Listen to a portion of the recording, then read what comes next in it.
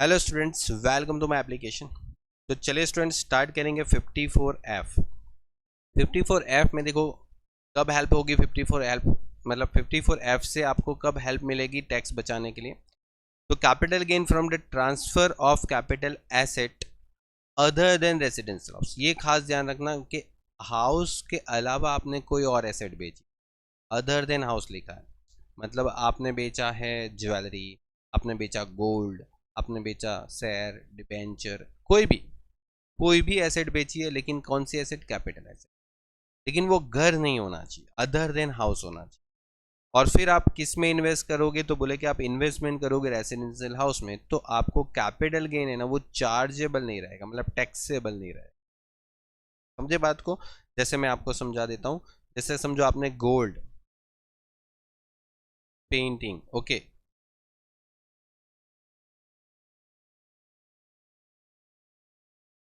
Painting, फिर समझो आपने लैंड, मतलब ये सब चीज और भी हो सकती है, मैं जस्ट एग्जांपल दे रहा हूँ। तो अगर आपको बोला कि गोल्ड, पेंटिंग और लैंड ये सब बेच के आपने इसका पैसा को इन्वेस्ट कर दिया इसमें, रेसिडेंशियल हाउस में, रेसिडेंशियल हाउस, तो फिर आपको इनसे जो भी गेन होता है ना, उस गेन को आप एग्जेम्प्ट कर सकते हो as per the section 4F। लेकिन क्या होना चाहिए? कौन एलिजिबल है? बोला कि इंडिविजुअल और HUF पूछ सकते हैं। फिर यहां पर कैपिटल एसेट, तो कौन सी कैपिटल एसेट होनी चाहिए? तो बोले कि कैपिटल एसेट होनी चाहिए लेकिन अदर देन हाउस प्रॉपर्टी होना चाहिए। ठीक है, वन रेसिडेंशियल हाउस ही आप बाय कर सकते हो इंडिया में, लेकिन कब? बोले कि 1 साल पहले, 2 साल बाद। टाइम याद रखना, 1 साल पहले, 2 साल बाद। और 3 ईयर होता है कंस्ट्रक्शन के लिए। आप अगर घर का कंस्ट्रक्शन करते हो तो 3 साल के अंदर अंदर वो कंस्ट्रक्शन हो जाना चाहिए। फिर there should not have more than one residential house, ये एक बहुत इंपॉर्टेंट है। आपके पास 2 से ज्यादा घर नहीं होने चाहिए। जिस टाइम पर आप सेक्शन 54F का बेनिफिट ले रहे हो, ठीक है, देखो लिखा है on the date of transfer of capital asset, मतलब आप जब कैपिटल एसेट को ट्रांसफर करते हो और उसके ऊपर गेन होता है जिस तारीख को, उस तारीख को आपके पास क्या नहीं होना चाहिए?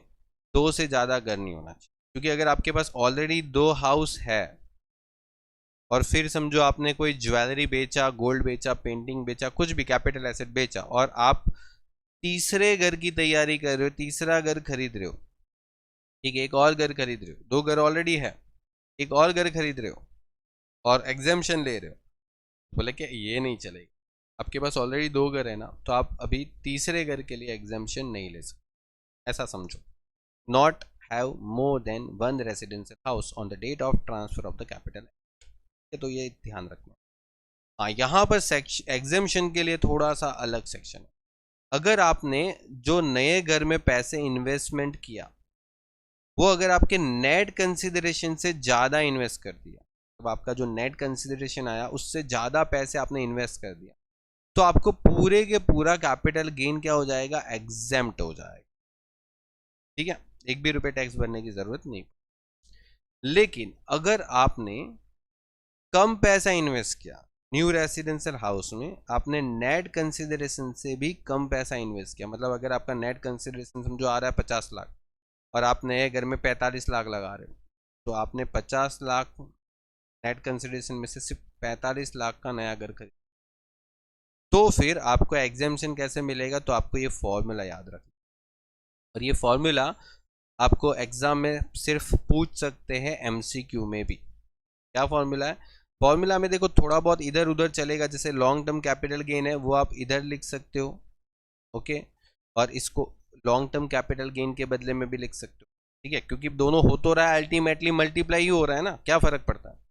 तो ध्यान रखना, कुछ भी तरीके से फॉर्मूला का जो फाइनल इंटेंशन है वो ये होना चाहिए कि long term capital gain into amount invested in new house में कितना पैसा इन्वेस्ट किया डिवाइड बाय नेट कंसिडरेशन। ऐसा भी हो सकता है कि amount invested in new house into long term capital gain divide by net consideration, तो भी चलेगा। ठीक है, ध्यान रखना ये फॉर्मूला, इस फॉर्मूला से जो आंसर आएगा वही आंसर आपको एग्जेम्प्ट मिलेगा। ओके, लेकिन ध्यान रखना 2 कंडीशन है। फिर दूसरी बात है, the assessee should not purchase any other residential house within 2 years from the date of transfer or construct any residential house within a 3 year from the date of transfer। मतलब समझो, जैसे आपने एक घर, मतलब जैसे आपने गोल्ड बेचा, समझो आप एक एग्जांपल सेट करते हैं। देखो आपने गोल्ड बेचा, कैपिटल गेन आया, तो आपने टैक्स बचाने के लिए क्या खरीद लिया, रेसिडेंशियल हाउस खरीद लिया, रेसिडेंशियल हाउस ले लिया, आपको एग्जेम्पशन मिल गया 54F का। चलिए बहुत अच्छी बात। फिर आपने 2 साल तक कोई भी नया रेसिडेंशियल हाउस नहीं खरीदा, ठीक है, कब से, from the date of transfer, okay, और नया घर कंस्ट्रक्शन नहीं करना है 3 साल तक, okay, from the date of transfer, समझे। मतलब आप एक बार सेक्शन 54F का बेनिफिट ले रहे हो, उसके बाद आपको ये काम नहीं करना, ठीक है, ध्यान रखना। और अगर ये करते हो तो ये एक बार रीड कर लेना, वैसे थियरी में ही पूछ सकते हैं कि अगर आपने ये कंडीशन को ब्रीच किया, तोड़ दिया, अगर ये कंडीशन आप नहीं मानते हो तो इसकी क्या सज़ा मिलेगी, वो ऑलरेडी मैंने आपको कोर्स में पढ़ाया हुआ है, ये एक बार रीड कर लेना। वैसे इसको आप ऑलरेडी थियरी में पूछे तो आप लिख सकते हैं, वैसे MCQ में पूछने का इसका चांसेस थोड़ा कम हो। उसके बाद ये एक टॉपिक है कि new house is transfer with in a period of 3 year. जैसे नया घर जो आप खरीद रहे हो ना और एग्जेम्पशन ले रहे हो, उस नए घर को खरीदने के बाद जो एग्जेम्पशन ले रहे हो उसको, नए घर को 3 साल तक आपको क्या नहीं करना, बेचना, ठीक है। और अगर बेच देते हो तो फिर क्या होगा, from the date of purchase, जिस तारीख को आपने खरीदा, एग्जेम्पशन लिया, फिर बेच देते हो, तो क्या बोला, capital gain with arise at transfer of the new house and capital gain exempt earlier 54F would be taxable as a long term capital gain. मतलब देखो, जो आपने नया घर खरीदा, एग्जेम्पशन लिया, फिर उसको 3 साल में नहीं बेचना था, आप बेच रहे हो, तो आपको जो नए घर का जो गेन होगा वो तो होगा ही होगा, लेकिन जो पुराना कैपिटल गेन आपने एग्जेम्प्ट लिया था, जो गोल्ड खरीद मतलब बेचा था, उस टाइम पे आपने घर लिया था, और उस टाइम पे जो आपने एग्जेम्पशन लिया था, वो एग्जेम्पशन के ऊपर भी फिर से टैक्स भरना पड़ेगा as a long term capital, ठीक है। लेकिन ध्यान रखो कि 2 साल के अंदर अंदर अगर आपने ये कर लिया, न्यू हाउस इज ट्रांसफर, नया घर आपने 2 साल से पहले बेच दिया, तो क्या फर्क पड़ता है, तो फर्क ये पड़ेगा कि जो नया घर आप बेच रहे हो उसका गेन जो होगा वो शॉर्ट टर्म कैपिटल गेन होगा, और जो 54F के अंदर आपने एग्जेम्पशन लिया था वो exemption long term capital gain हो जाएगा। ये सेक्शन थोड़ी कॉम्प्लिकेटेड है, ये सेक्शन थोड़ी कॉम्प्लिकेटेड, और यहां पर अगर ये सेक्शन को अगर याद रखना है ना, तो ये पहले वाले टॉपिक याद रखो। पॉसिबिलिटी बहुत कम है कि यूनिवर्सिटी जो है ना वो पिछले वाले टॉपिक जो मैंने भी नीचे पढ़ा है उसमें से क्वेश्चन पूछे, ठीक है, क्योंकि वो थोड़े हाई लेवल के हो जाते हैं, ठीक है, जो CA की बुक्स में ये आपको पूरा इतना डिटेल में मिलता है, ओके। लेकिन ये जो है वो मैंने आपको पढ़ाया था, उसको एकदम अच्छे से याद रखो, ठीक है, एकदम प्रॉपरली, ठीक है।